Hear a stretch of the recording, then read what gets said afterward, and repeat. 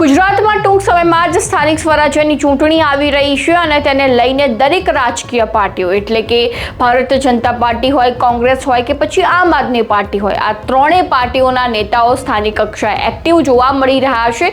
અને તે વચ્ચે ખાસ જો બનાસકાંઠા અને વાવથરા જિલ્લાની વાત કરવામાં આવે તો હાલ ખૂબ જ ચર્ચામાં છે આ જિલ્લાઓ, જેમાં વાવથરાદમાં જે ચૌધરી સમાજ અને રબારી સમાજ આમને સામને જોવા મળી રહ્યો છે અને તે વચ્ચે હવે કોંગ્રેસના નેતા ગુલાબસિંહ રાજપૂતનું એક મોટું નિવેદન સામે આવ્યું છે અને તે જ અંગે ચર્ચા કરવી છે આજે આ વિડીયોમાં। નમસ્કાર, સ્વાગત છે આપનું ક્રાંતિ માર્ગમાં। હું છું મેક્ષુ ઠક્કર આપની સાથે। જે રીતે હાલમાં વાવથરાદમાં રબારી સમાજ અને ચૌધરી સમાજ વચ્ચે આરોપ પ્રત્યારોપનો દોર ચાલી રહ્યો છે।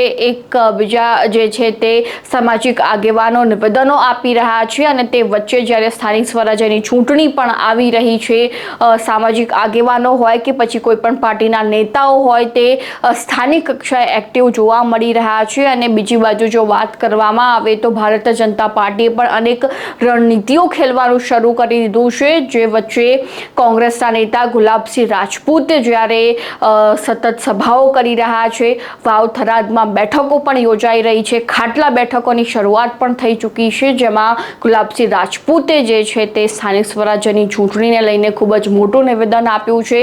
તે જ તેમની પાસેથી સાંભળીએ કે તેમણે ભાજપને લઈને શું કહ્યું।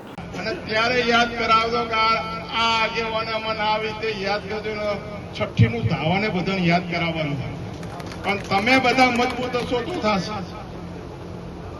કેમ કે આપણા ઉપર જે વીતી થઈ દેખો, આપણે જે કરશો એ ભોગવવાનું છે અને ઈ કરશે અહીંયાને ભોગવીને જ આવવાનું છે।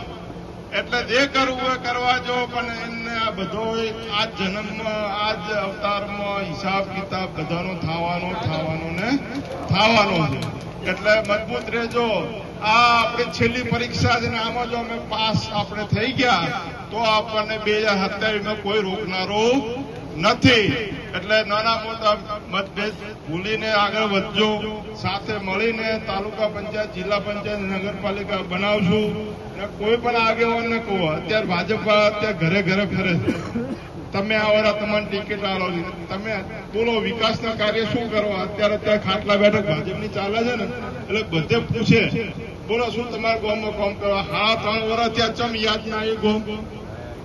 તાર તો ઓલા કમિશન હાલતા હતા, અહીંયાનો કામ યાદ આવતા। અત્યારે બાપુ આ દરેક ગામોની અંદર જે ખાટલા બેઠકોની અંદર બોલો સુભાષભાઈ શું કામ જોઈએ છે, શું તમારા કામથી બાકી રહ્યું? તો હાડા 3 વર્ષ ચમ યાદ ના આવ્યા કોઈ?